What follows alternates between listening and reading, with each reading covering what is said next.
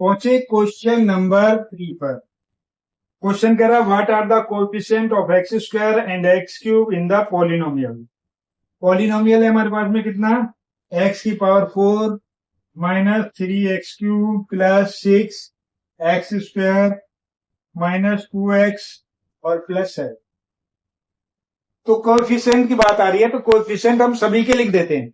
उसने तो किसके पूछे हैं, केवल दो ही पूछे। कौन कौन से पूछे उसने, एक पूछा है उसने एक्स स्क्वायर का और दूसरा पूछा उसने एक्स क्यूब का। तो हम सभी के कोएफिशिएंट लिख सकते हैं। पहले एक्स की पावर 4 का कोएफिशिएंट लिख लेते हैं या पहले क्वेश्चन ही कर लेते हैं। तो एक्स की पावर 3, ठीक है, ये तो इसके लिए कोएफिशिएंट ऑफ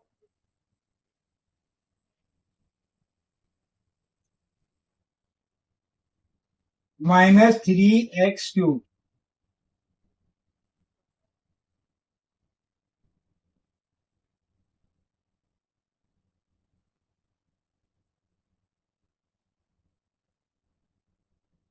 ठीक है, इज इक्वल टू कितना होगा माइनस का 3।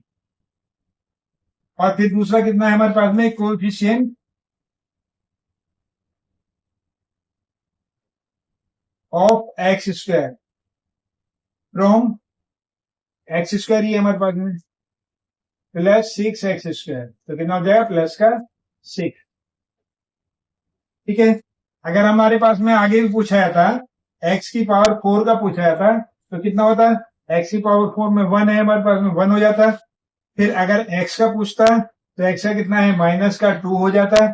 और अगर हमारे पास में x की पावर 0 का पूछता तो कितना हो जाता हमारे पास में प्लस का 7 हो जाता। और कांस्टेंट पूछता तो वो 7 है।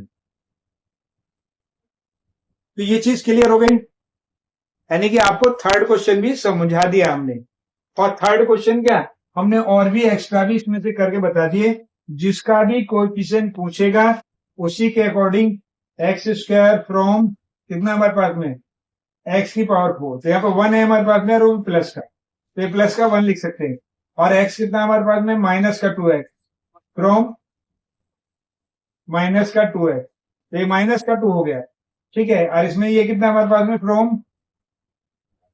7x की पावर 0, तो x की पावर 0 का कितना हो जाएगा हमारे पास में 7 हो जाएगा।